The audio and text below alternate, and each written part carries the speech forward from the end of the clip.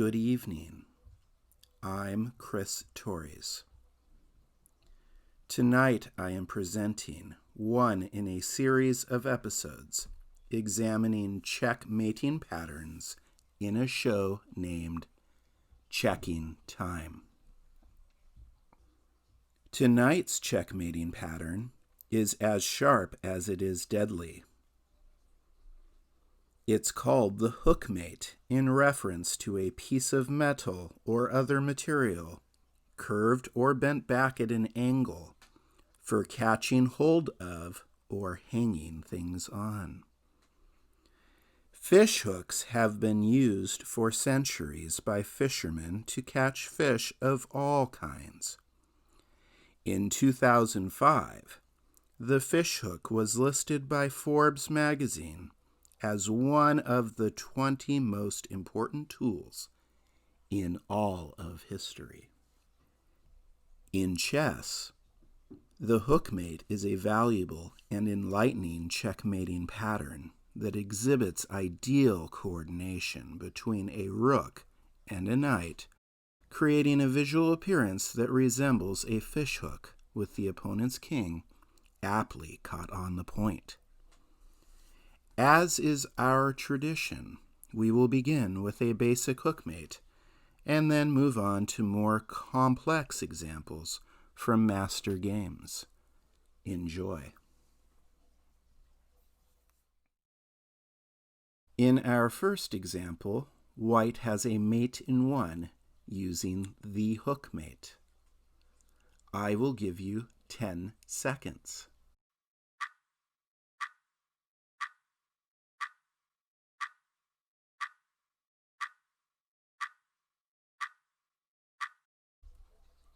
Rook to b8 checkmate.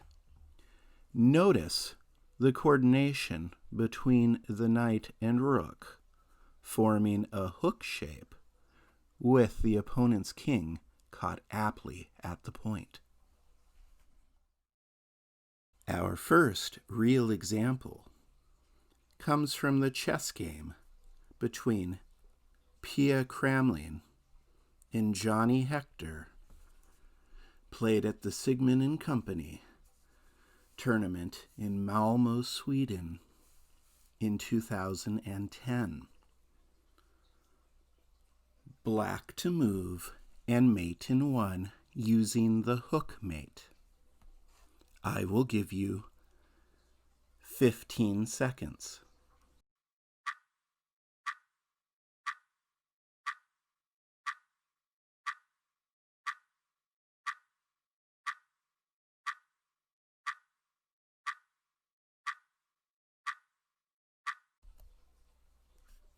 Black played rook to g1, checkmate.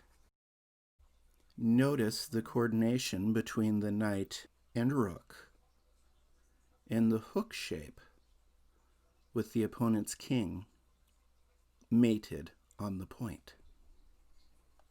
Let's move to our next example. Our second game is between Vladimir Sivan and Lev Polugayevsky. It was played during the USSR Championship in Leningrad in 1971. White to move and mate in one using the hookmate. I will give you 15 seconds.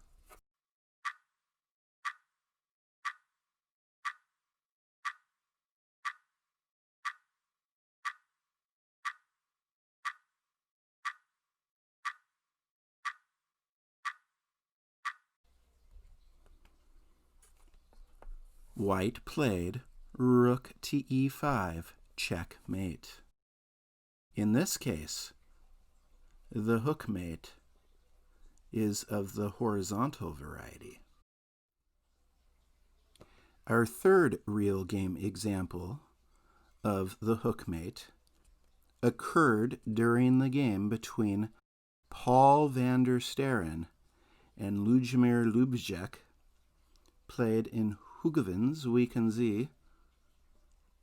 Netherlands in 1987. White to move and mate in one using the hook mate. I will give you 15 seconds.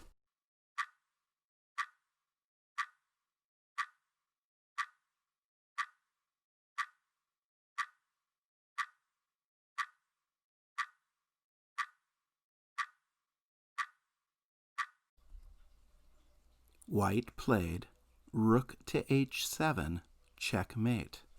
Again, a horizontal hookmate pattern.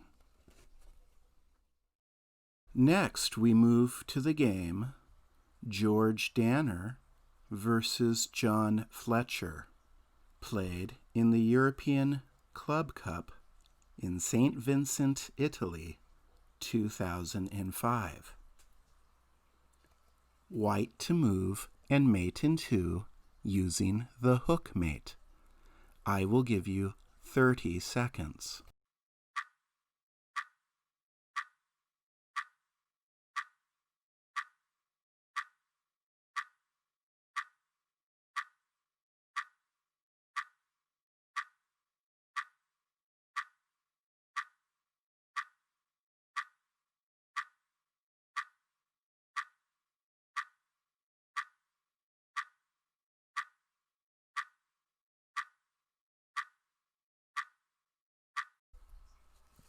Rook to e8, check, forcing king to c7, followed by rook to c8, checkmate, classically demonstrating the coordination between the knight and rook in the shape of a hook delivering mate to the opposing king. Our next example comes from the game between Simon Kim Williams and James Cretelli, Internet Section 18B of the Dos Hermanas tournament in 2003. White to move and mate in two. I will give you 30 seconds.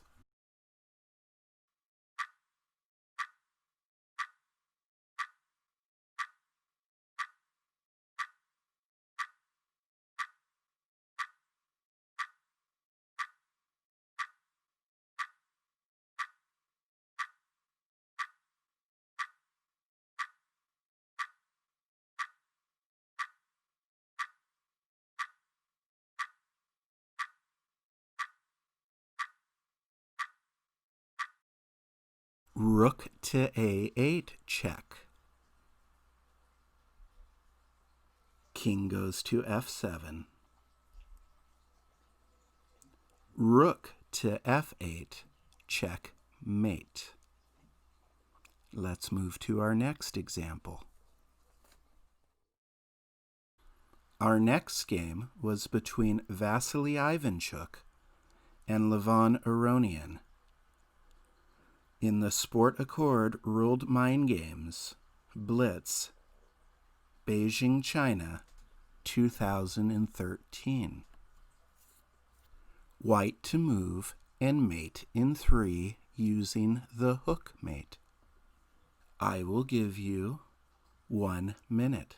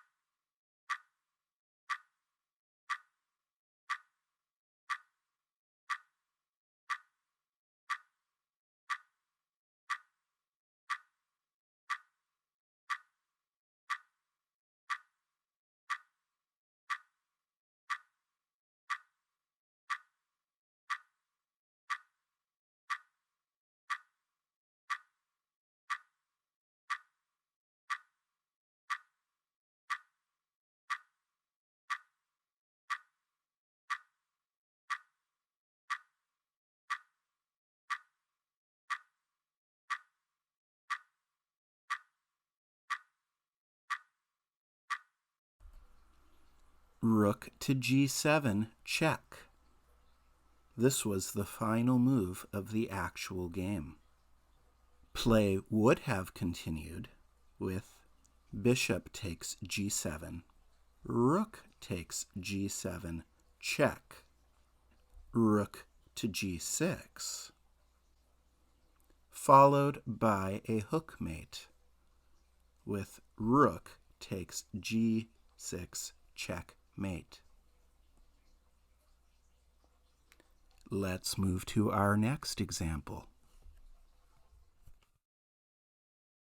Our next example is likely the most famous hookmate in the storied history of chess. The game is between Frank James Marshall and William Ewart Napier, played in the City Championship in Brooklyn, New York, 1898. White to move and mate in 3. I will give you 2 minutes.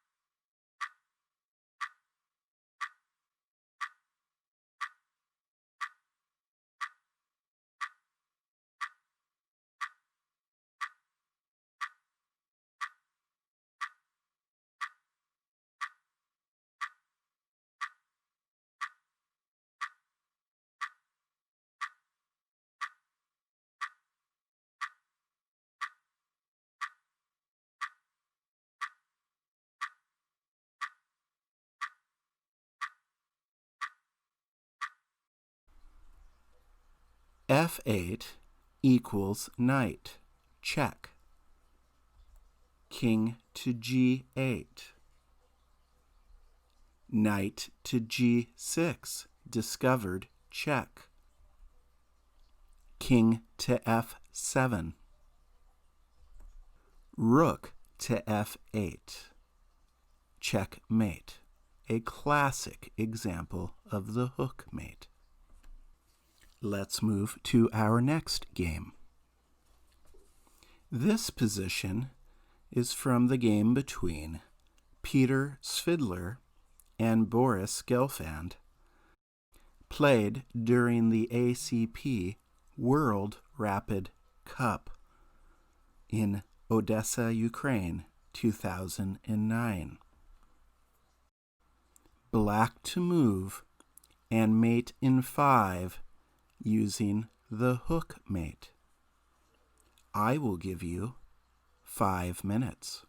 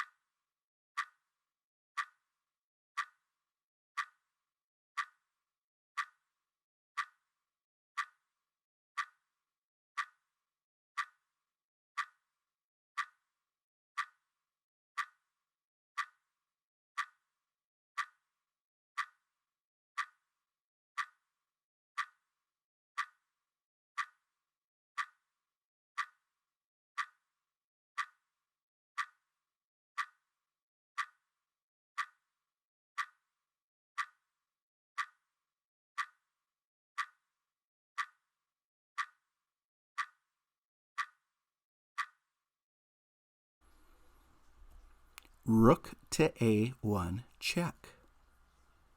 This was the last move from the actual game.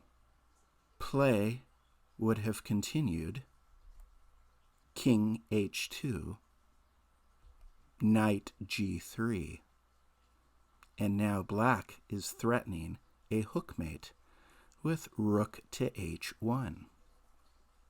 So white could play Rook C1, and then Rook takes C1, Bishop E1, Rook takes E1, and then anything by white, followed by Rook H1, checkmate. Let us look at one last example.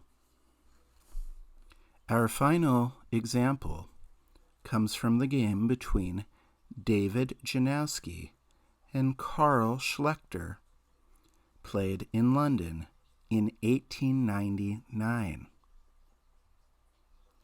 White to move and mate in 6. I will give you 5 minutes.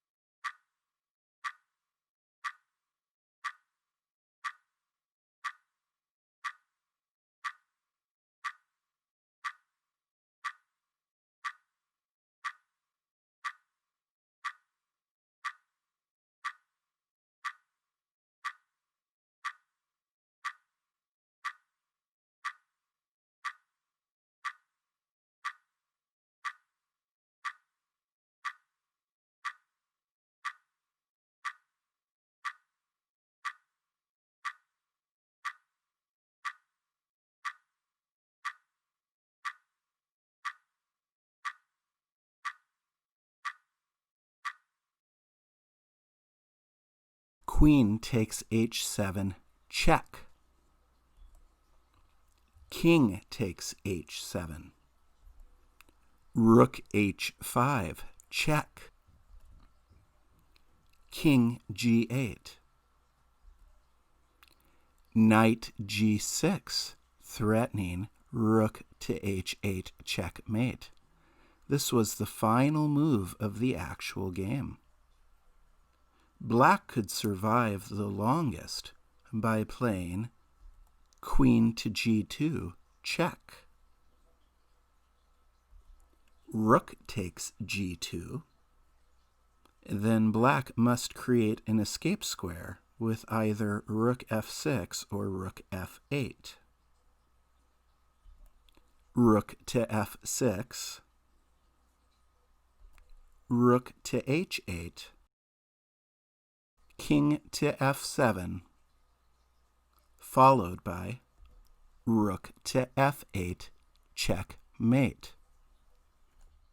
If black chooses to create an escape square using rook f8, white uses the same hookmate pattern to finish the game, starting with rook h8 check, king to f7, and rook takes f8 checkmate. Once again, notice the ideal coordination between the knight and rook as they deliver the hookmate checkmate to the king sitting on the point of the hook. I hope you enjoyed this lesson of checking time about the hookmate. Be sure to check out our other checking time videos for explanation and examples of other beautiful checkmating patterns. If you enjoyed this video, please click the like button and make sure you subscribe to the Daily Chess Musings channel on YouTube. Be sure to check out our quiz on the hookmate, freely available on dailychessmusings.com.